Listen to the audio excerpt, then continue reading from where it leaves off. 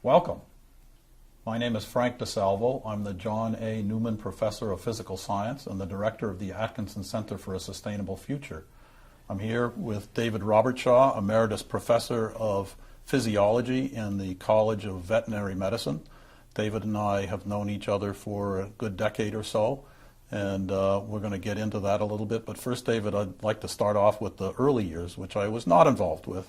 You were born in the UK, I think in 1934 in the winter, and grew up on a farm. So tell us a little bit about life, the early life of David Robertshaw. Well, I don't remember much about it because I think I left the farm, for example, when I was about 3 or 4. Mm-hmm. So that's a bit of a too far away. Mm-hmm. Okay. So, my father had to, we moved and so on from the farm. My father was a dairy farmer, mm-hmm.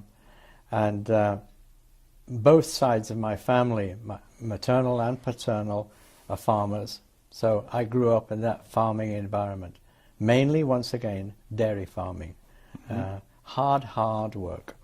And I know in the UK the system maybe even is more rigid than it is now, and that you had to determine pretty quickly in your educational experience what the heck you were going to be and what courses you were going to take. So leading up to where you are now, what were the first inklings that would get you off in this direction? That's true. There's in the British educational system, you have primary school and secondary school, and you are at the age of 11. There is an exam. They used to call it the 11 plus exam, mm-hmm. in which the direction of your future education was determined. Mm-hmm.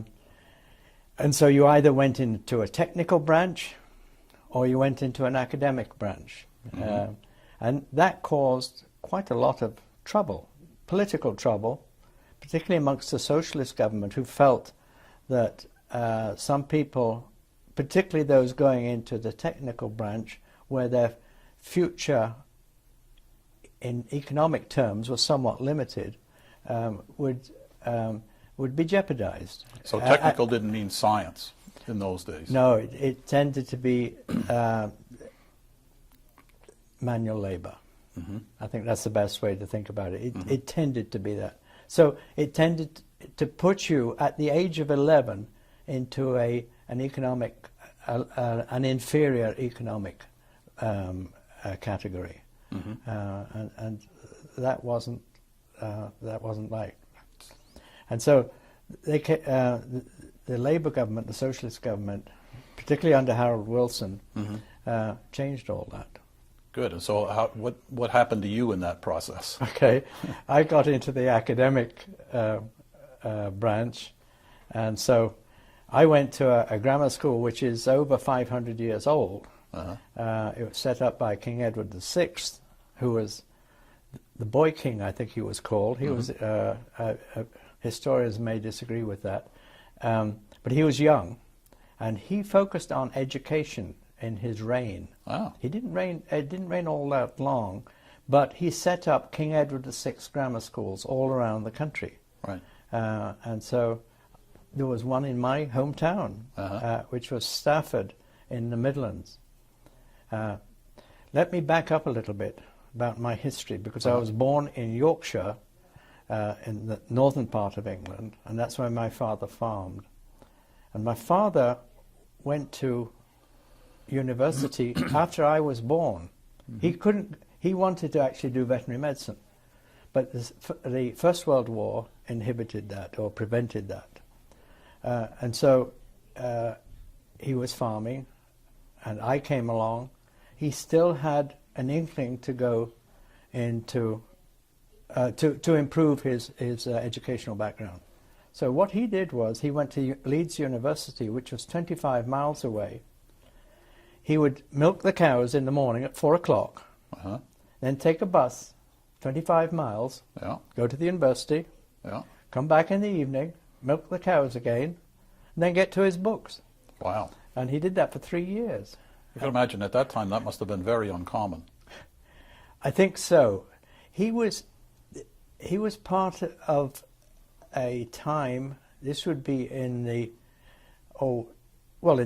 just before I was born, in the 1930s. The Depression. Yes, that's right, the Depression. And there was also a movement breaking away from this segregation of society into the haves and the have-nots, and that has continued now. And that tended to be influenced and determined by education. So things have changed.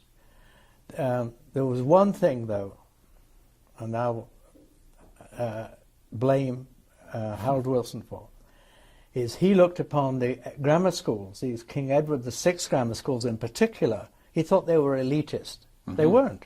I mean, why should I get in there? They were open to everybody. And he abolished them. And in doing so, of course, he wiped out the history from a thinking state, as opposed to, I mean, there was a history of the school. Our history master wrote a wonderful history of the school. Sheridan, the playwright, went there. Isaac Walton was. These were pupils at this school.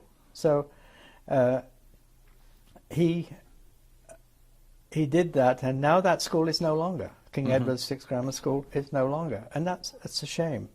So soon thereafter, you had already centered on some of the things you thought you might do as you grew up, and so that's right. What were those things?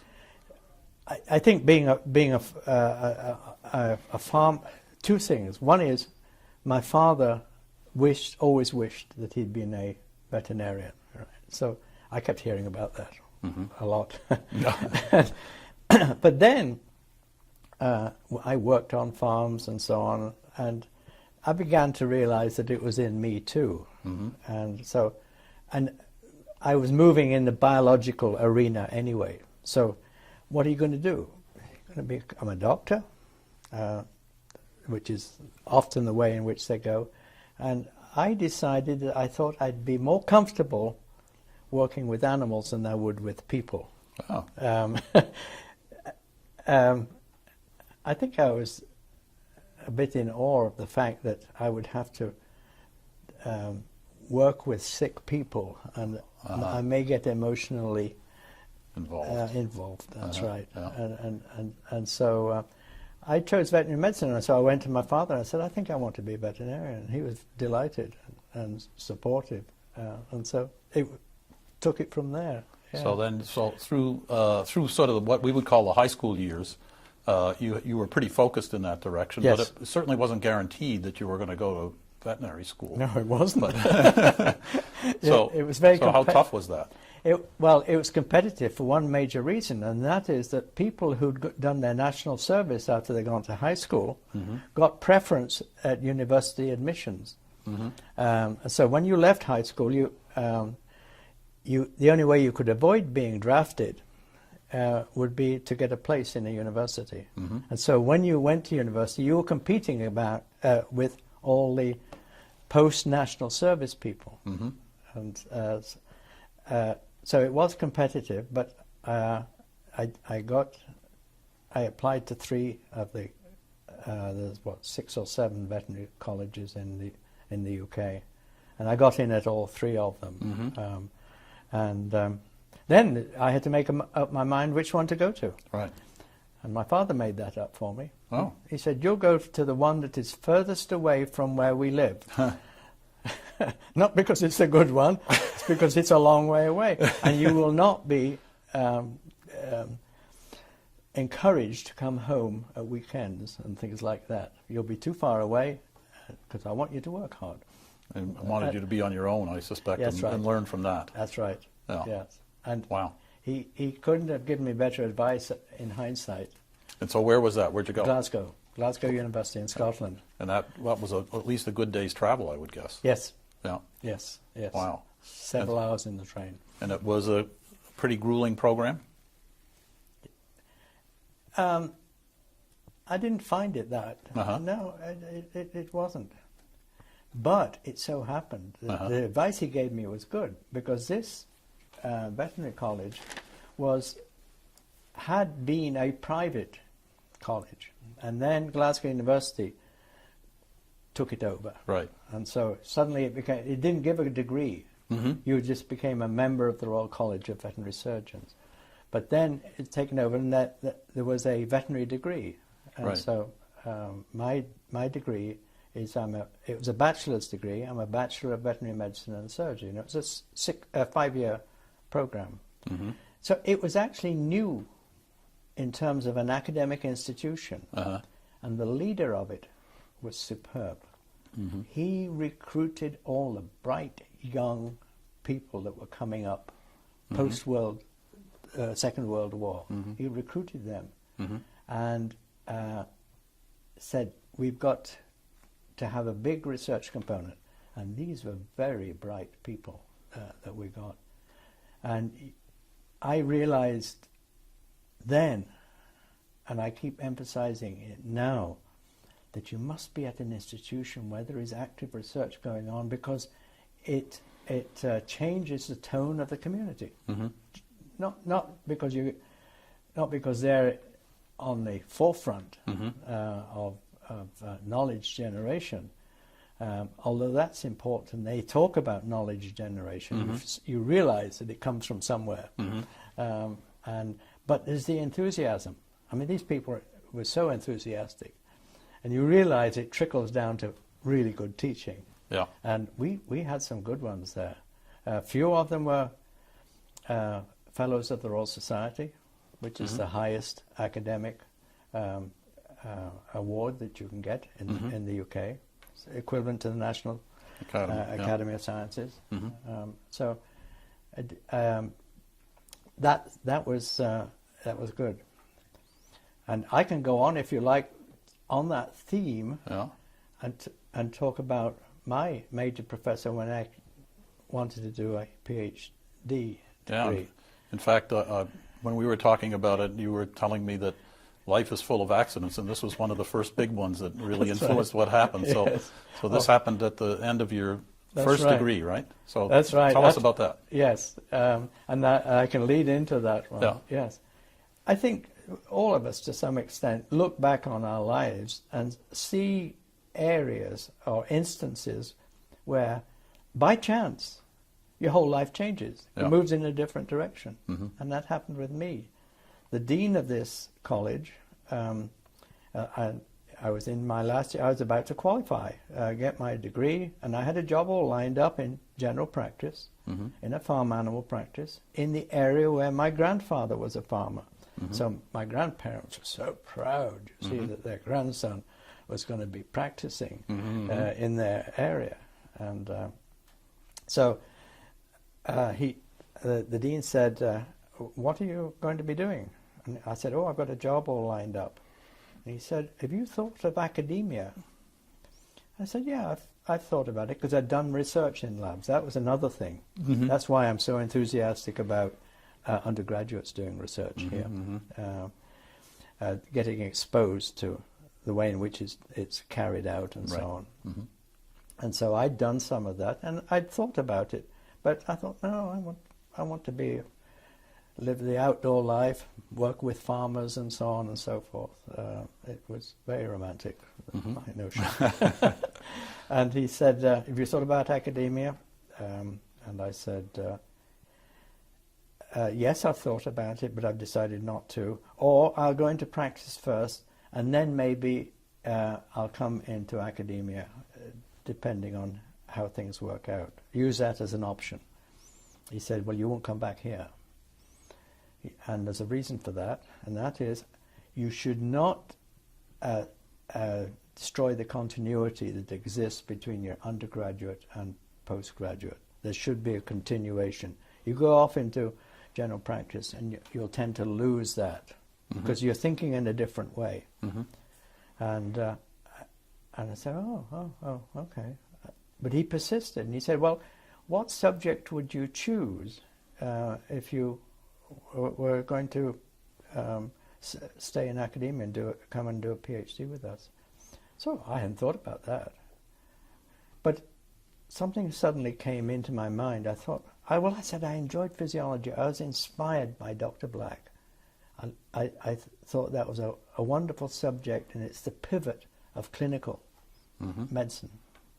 And so he immediately picks up the phone and calls Dr. Black, the head of the physiology department, who is actually a physician. And so and he told him, he said, I'm sending David Robertshaw over this afternoon to talk to you about postgraduate work. And so I went over and saw Dr. Black. And we sat and talked. And after our discussion, he said, well, if you want to do it, you've got to do it now, and I'll try and get a fellowship for you. I said, okay. 2 hours later, he calls me up. He said, I've got a fellowship for you. And you would get appointed as an assistant lecturer as well. So I had a faculty position, if you like, an academic position. So it changed totally that day, that afternoon. My life moved in a totally different direction. And I couldn't have had a better PhD advisor. I was actually his first graduate student. Because he went on to do great things, and he won the Nobel Prize in 1988. So you knew him when? And I knew him in 1957. And of course, not only did I get a degree with him, and it looks quite good on my CV, that he was my PhD advisor. But I also met my wife there, because she worked with him. She's a chemist, and she was working with him. Did it hit you pretty quickly that this woman is the right one for me? I knew her before. Oh, you knew her even before? I knew her when I was a student. Okay. We all did, because she worked in the lab, in the physiology lab, and we all knew her. And so, so she knew all the students too. But I was a mountaineer. I was in the mountaineering club. I do rock climbing, things like that. So I said to her one day, I can't remember, maybe I said to her, or she was interested, but she said she was interested in mountaineering. So I said, I'll take you up a mountain then. And then one of my friends said, Confucius, he say, man who take woman up mountain, not on level. That's how it proved to be. I see. So that was my early life. Yes. And then, do you want another chance for the next move? Yeah, why not? Yes, I was getting close to finishing my PhD. My pathology professor came into the lab one day, and he was waiting to see Dr. Black. And he was an FRS, or he became an FRS, a Fellow of the Royal Society, a superb pathologist. And I'd worked in his lab, so we knew each other pretty well, and we sat and talked. He said, I'm going off to Kenya tomorrow to run a course in rabies detection. And I said, oh, see if they've got if they want any physiologists out there. And he was visiting a place called the East African Veterinary Research Organization. It was a colony in those days, and it had been set up by the British government to enhance animal production, really, out there. And so a week later, or 2 weeks later, I'm not sure, I got this long letter from the director saying, we have been wanting to start some physiological research. Would you be interested? And describing what sort of research they wanted to have done, and so on and so forth. So I said to Margaret, would you like to go to Kenya? There's a possibility of a job there. And she threw her arms around me. And that's the important thing in our life, is that I've dragged that poor woman all over the world, and Mhm. she's never, ever complained. Fantastic. Yes. Yeah. And so... So she had a wandering spirit as well. Yes, Yeah. very much so. Yeah. So we, in those days, you went out by sea. And so Mhm. we, 6 months later, and we got married, and 6 months later, we were on the boat. So did you ever do the rabies thing, or you just skipped that Oh, entirely? it was nothing to do with me. Yeah. He was going out there to run a course Yes. in rabies, but Right. nothing to do with me. Oh, No, and so in the no. end, it just led to this other That's position. right. in Kenya. Yeah, he met the director of this Yeah. research institute, Right. and this director then wrote to me. Right, right. Yes, and that's how I got there. And you spent quite some time in Kenya. Yes, we were actually there for 10 years of a 14-year period. Mm-hmm. So I was doing research at the beginning, Uh-huh. and then I was offered a job back in the UK. It's a place to train me, a research institute to train me in the techniques that I would have to use out there. So I'd Mm-hmm. gone for 3 months there. Then they offered me a job. Mm-hmm. They realized that having a veterinarian, it was an animal research institute, having a veterinarian on their staff was useful. Mhm. He knew how to do surgery and things Yes, like yes. that. Yeah, yeah. And so I went back for 4 years, and then the Rockefeller Foundation asked me to go back again to continue the work that I'd done there, but also to start teaching in a new university that was just emerging, Ah. the University of Nairobi. Uh-huh. And so I used to lecture and do research. Right. That was You lectured in English or Swahili or oh, both? English. Always English. Yes. Okay. We spoke poor Swahili, but we spoke Swahili because you had to communicate with the local people. Right. And it's not a difficult language. Oh, okay. Yeah. It would be for me. Yeah, but the proper Swahili is, I can't speak that. The grammatically correct. Uh-huh. And so I have a colleague down in New York, professor of anatomy down there, who's from Tanzania, and they speak the perfect Swahili, and he laughs at me. Ah, okay. And so what kind of problems were you trying to solve in Kenya? We were looking at, what had happened was that they'd used British breeds of cattle out there, and sheep and so on and so forth, and they didn't do very well out there, and it was thought to be due to the heat. And so they wanted some research done on methods of thermoregulation, control of body temperature and so on, because if an animal gets hot, their food intake goes down and they don't thrive. And so that's the sort of thing that I was looking at. So I looked at it from two viewpoints. One is we didn't know much about the way in which evaporative heat loss, to get rid of a heat load, both your internal heat load and the heat load you get from the sun. We didn't know how they lost heat. We knew they panted. Do they sweat? No, like we do. We don't pant, not in response to heat anyway. And so I looked into that, and sure enough, the cattle are panting animals. Sheep are sweating animals as well as panting animals. Ah, so you both. So I got involved in which animals use which strategy, and that was really intriguing. So did you also discover that, or I don't even know, were there local breeds of cattle or something that did much better because they'd evolved in those conditions? That's presumably. correct. So why import the British? Because the Animals. indigenous breeds of cattle were very slow growing, Ah, which was really an adaptation because the food availability is seasonal. yeah. You see, and they're able to withstand it.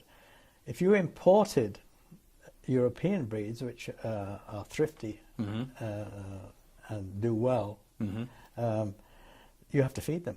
Yeah.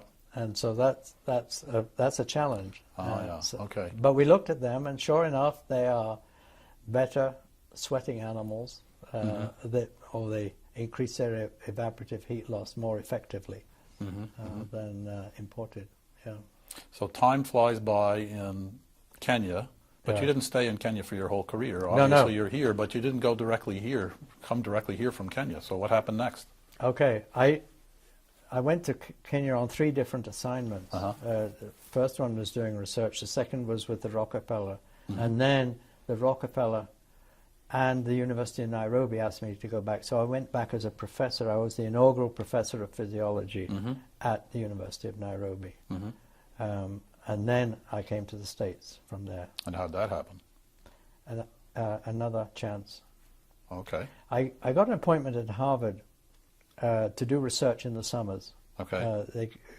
They gave me a research fellowship, and I used to come and work with people at Harvard. Partly because the work I'd done there was of interest to them. At one of those occasions, I met somebody, and he said, "Oh, I'm going to do a sabbatic out in Uganda, in Kampala, the capital of Uganda." And I said, "Oh, come and see us." And it wasn't all that long after that I got a call from him. He said, "The American Embassy have said I've got to go back. I can't stay here." It was at the time when Idi Amin emerged, and they were pulling Americans out. And they said, "You've got to go back." So he called me in Nairobi, and he said, "I'm stuck here. Do you have a lab there? And can I have some space? Is there any space there?" I said, "Oh, yes, I do. I've got." So he came out, and he worked on fruit bats. Oh, yes, okay. And the way in which they communicate.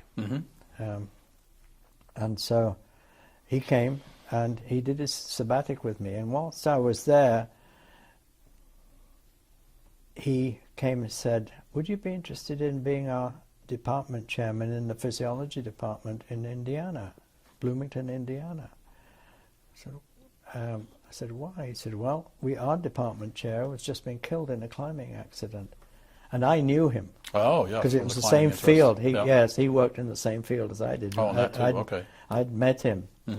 And so, to cut a long story, I turned them down at first. I said, no, I'm happy here where I am. And they kept pushing. And I didn't realize that with the U.S. system, if you're offered a job and you're offered a salary, that's negotiable. So in the British system, you're on a scale of salaries, you see. So you go in on that scale somewhere. Determined by age, by what? No, by experience, really. By experience, yes. Okay. But it's more or less fixed. You have a certain amount of experience, you're going to get this salary. That's correct. I see. That's right. And you go in. So I kept asking them, at what point on the scale am I? They had no idea what I was talking about. And then I got a because I kept turning them down, and then I got a letter that said, "If money is any inducement, please be assured we will meet it."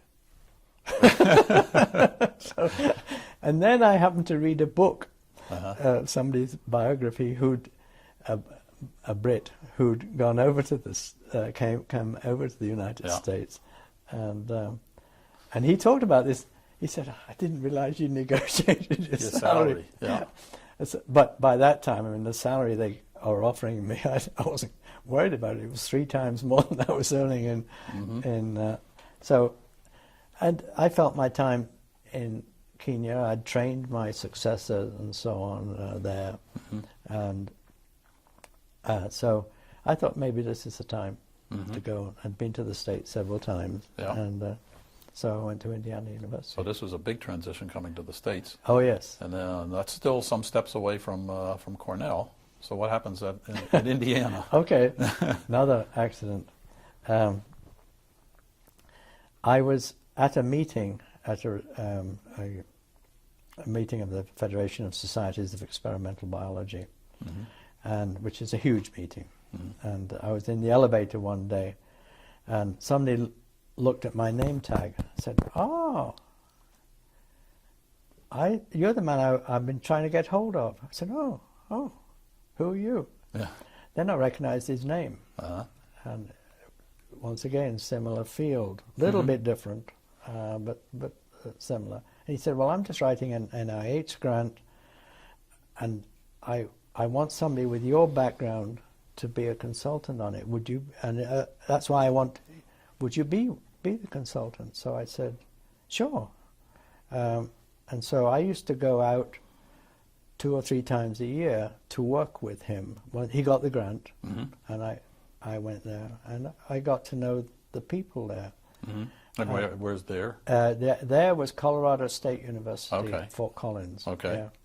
And so I was in a medical school, and this was in a veterinary school. So I interviewed. I'd never been interviewed before for a job, and so I didn't know what the interview was like. That was quite intriguing. The most intriguing part of it was they were looking for a department chair. As you met all the faculty, and they asked you lots of searching questions and so on and so forth. And my last interview was with the dean, you see, and he said, we're going over to the building, and we walked into a room there, and there was all the faculty sitting, and he said something about me and so on, talked about my background, and you've had a chance to meet him. Now I will ask him to address you. I had no warning whatsoever. So no notes, no nothing. I had to really wing it. Yeah, wow. And but I was off the job, and I went.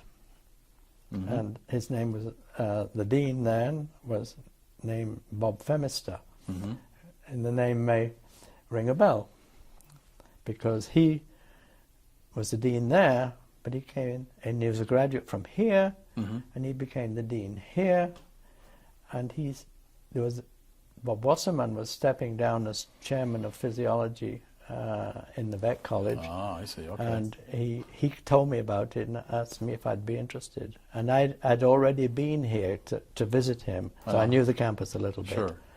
And so, long story short, I got the job here, so I came in 1987. In 87. I came in 86, so we've been here just about the same That amount of time. But we didn't know each other in the beginning. No, not at all. No. I was over in the chemistry department, you out in the vet school. That's There wasn't right. a lot of overlap between those departments, at least in those days. Right, right. And so you start here as the Chair. the chair for the Department of Physiology. In the vet college. But there was also the what they don't call it, Institute of Biological Sciences.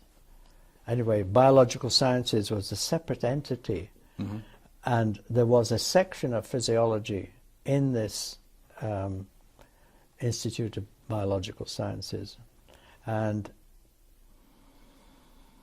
I was automatically chair of that as well. Not automatically, but my name was put forward to be chair in the vet school, but also chair of biological sciences.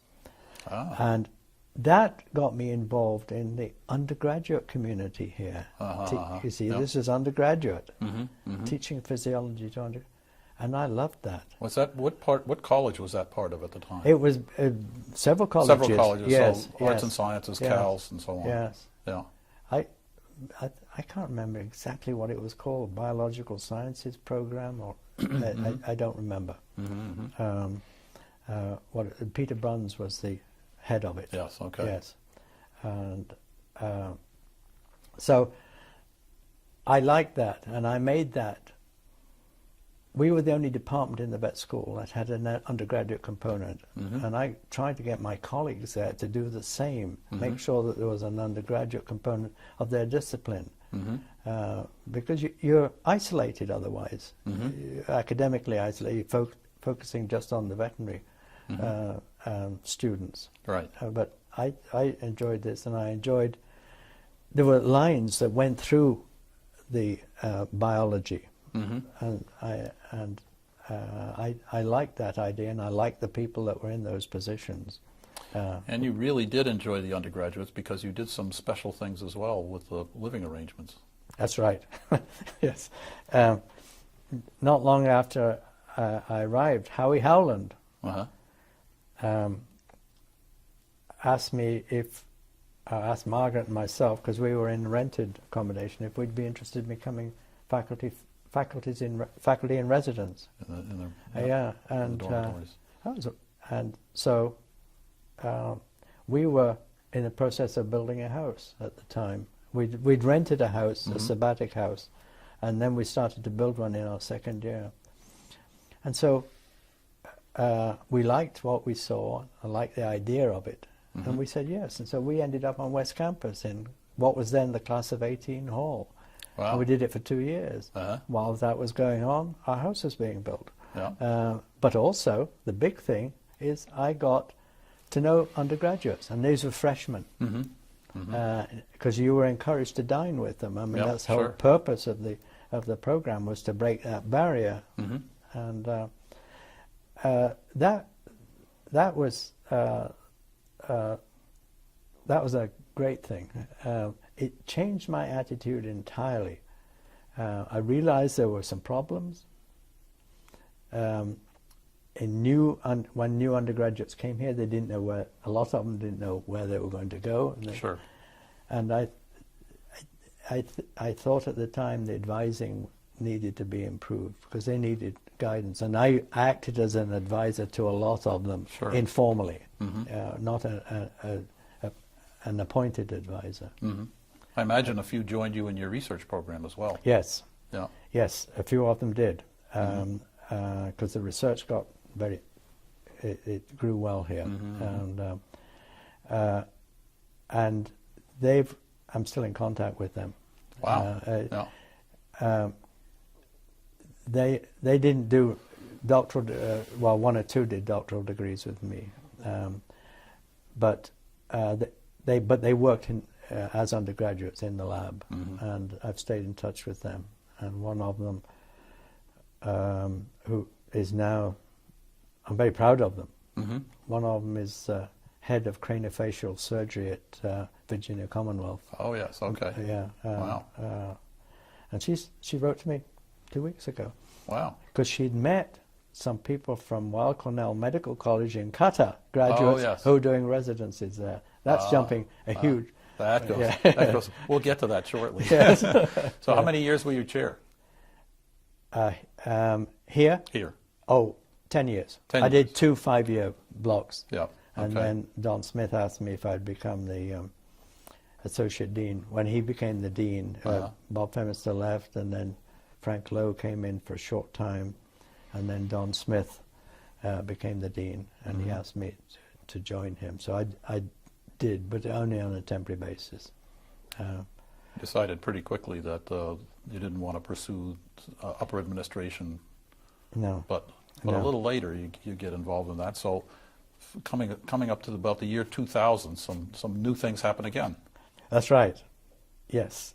That was, I don't know if that was an accident or not, but I was so keen on advising, and I realized that pre-health advising was not good, or needed some help.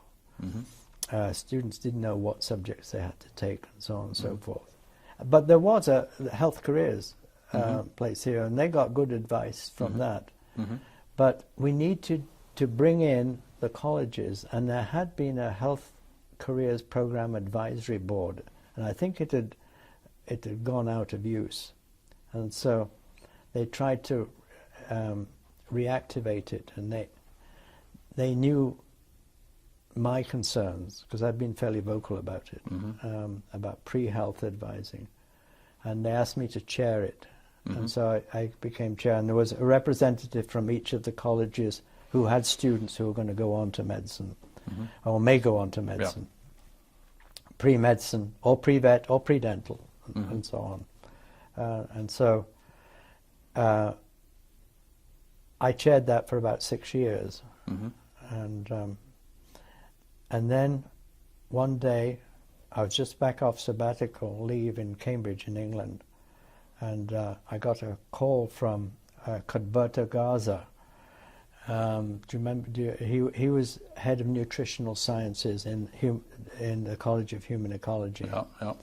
And at that time, he was vice provost. And he called me and said he wondered if I'd be interested in being on a planning committee to look at a establishment of a branch campus of the medical college in Qatar, and I said, why me? And he said, well, your name kept emerging when I called around various people, and your name kept coming up. I said, no, I don't want to do that. I'm just back off sabbatic.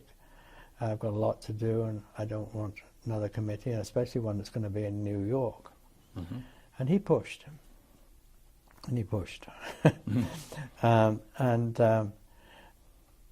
so I asked him the key question. I said, how often do you think this planning committee will meet? And my recollection is he said every 2 months. And I said, oh, well, that's not too bad. Okay, if you think I could be useful, I'll do it.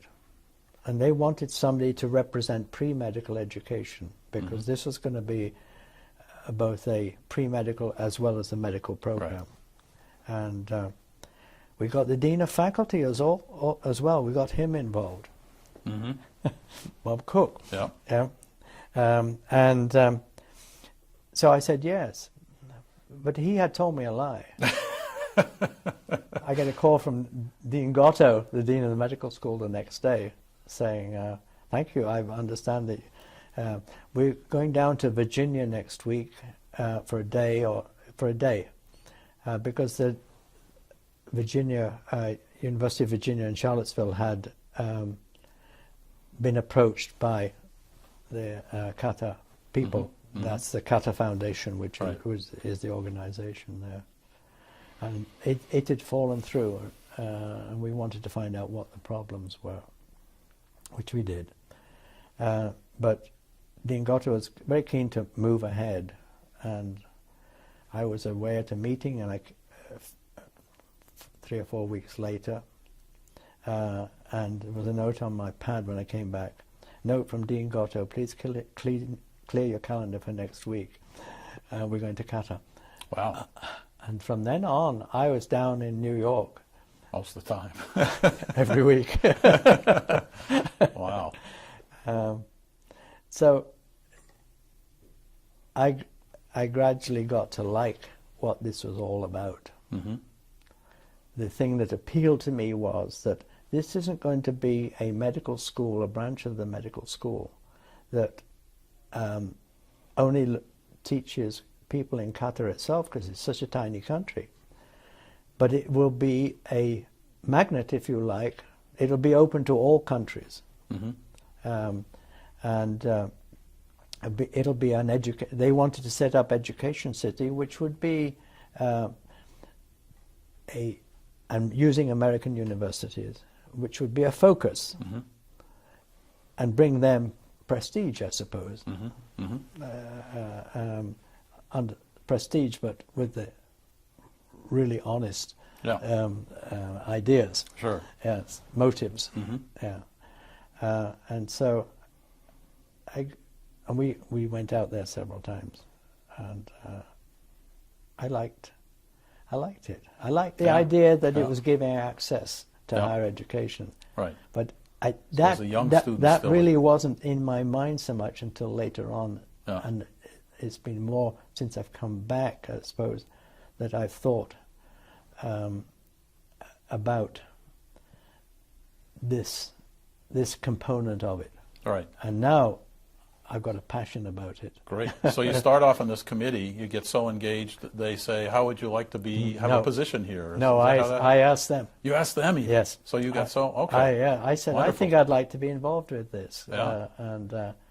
So they agreed, and they said, well, we'll make you Associate Dean for the pre-medical portion. That is, I work with the Ithaca component of it. Right. And that's where we met, of course. That's right. Because I was the chemistry representative to the pre-med program. That's correct. I think they call it the course coordinator. Course coordinator. Kind of funny, that's right. Funny name. I didn't really coordinate anything, but I still go to Qatar every year, and so do you. Yes, and of course the idea for that was that the courses they took there were Cornell courses. So the departments from whence the professors in chemistry came from, and the courses themselves were in certain departments. And so the grade that is given has to be approved by the department. So you've got to have somebody in that department who can speak to it, whether this grade is appropriate and so on, and to make sure that the curriculum is comparable to the course that's given here, and that the lab facilities that are there are good, the professors are appropriate. And so as course director, you reported to me. That's right. Pretty well. Well, to the dean, me and the dean, yes.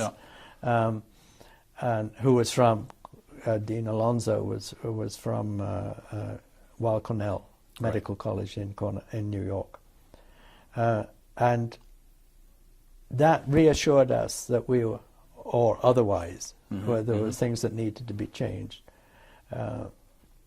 My sense was we never had any criticism of any of the disciplines from the course director, that we were on the right track.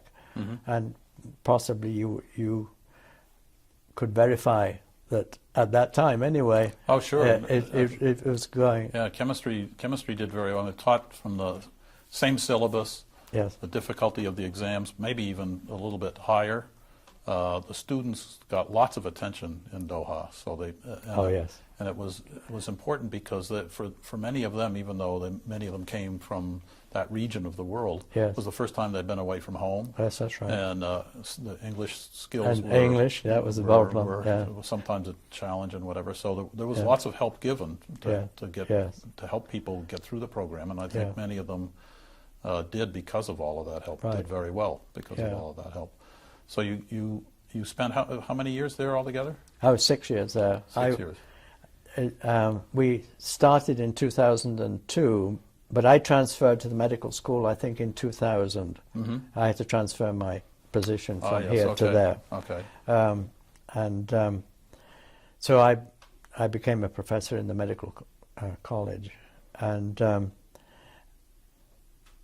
then we took the first students in 2002, and it was a 6-year program as opposed to an 8-year medical program.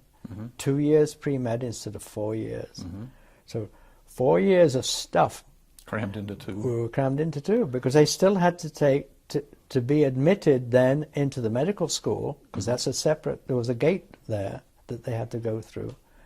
They had to take the medical college admissions test, the so-called MCAT, and they took a practice MCAT, if you like, at the end of their first year, after 1 year. Here they do it after 3 years. They did it after 1 year. And it was amazing. It was a significant number of them got a score that they wouldn't have to take it again, because you can take it several times. And here they were after 1 year of a fairly intensive curriculum. Sure. I know some of your chemistry colleagues thought that it was a bit too intensive. It was intensive. Yeah, it was. But they did it, partly because we attracted good students. Yeah. Not only were they good, but they were nice people. Had some really great, dedicated teachers as well. Oh yes, yes. So it was you mix. See, at that stage, that was what was required of the professors. They they weren't required to conduct research. Right. And so they could dedicate themselves full time. Exactly. To teaching. Exactly. And you probably sense this, but there was a community spirit, I think, grew up. And it was a community spirit which incorporated the students as well. The interaction, the level of interaction between the faculty and the students was very good. Yeah, much higher than in a large institution here. Yes, we can't. It's a small number of students, and if you're not doing research, you've got more time to interact with the students. So I think the personal attention to the students was at a very high level. Very high level. Was part of the success of the program. Not a surprise. No, not a surprise, really. No. But they were nice people, and if your door was open, they would walk in. Sure. Yeah, they're very friendly. Yeah. Which I think is part of the local culture. So you get back from that, and you didn't sit down in your chair and smoke a pipe or after whatever. After you returned from Qatar. What's been happening lately? 2008.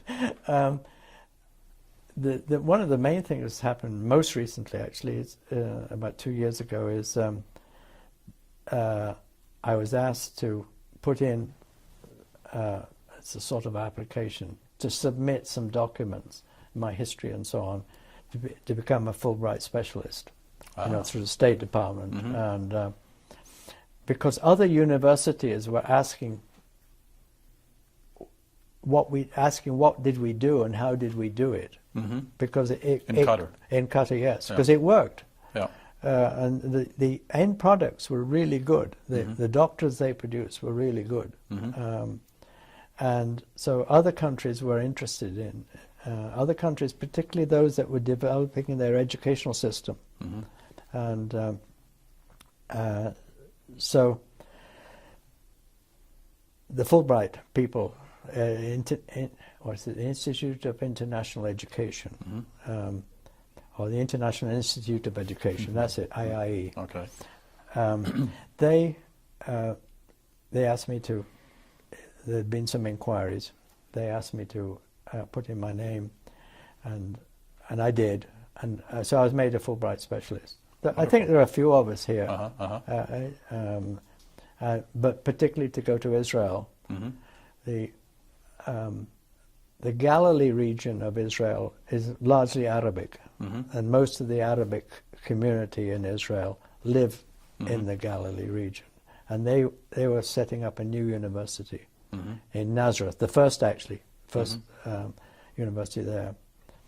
And the importance of that university was that within Islam, within the Arab community, they do not allow their daughters particularly to leave home for their education. They have to be able to go there and back every day. And so this would provide them with access to higher education. That was really, I think, the basis for Qatar as well, that they couldn't send their daughters overseas for education. So I think Sheikh Musa, the wife of the Emir, who was head of the Qatar Foundation, said, we'll bring universities here. And that's how Education City started. Virginia Commonwealth were already there teaching art and design. And there are now, and we were the second, there are now 8 American universities there. And every year the campus seems to have grown every time I go there. That's right, amazing. Yes. And so access to higher education has been my most recent mission and passion. But it's threaded throughout your whole life, as you've just talked about, really. I think it has. Yeah. Yes, it has. But much more so in recent years. As you mature, I guess, you begin to see the big picture. And I'm still in communication with those students in Qatar. Fantastic. Oh, yes. And part of this, a thing that I pushed, was to bring students over here to do research. Terrific. In the summer. Yeah. And right now, last week, we had 12 students arrive, and Terrific. They're dispersed throughout, and they'll be here for 10 weeks. And it's going to be tough on them, though, because Ramadan starts on July 9th. Oh, so moving into the summer, that gets hard. Yes. And next year, it'll be worse, because it'll be... Right up in June. Yes, that's right. Exactly. Yeah, 11 days or something like that. Well, that was a wonderful conversation. I'm looking forward to coming back in 5 years and talking about what happens next. Thank you very much, David. Thank you. Okay. Yes, enjoyed our talk. All right.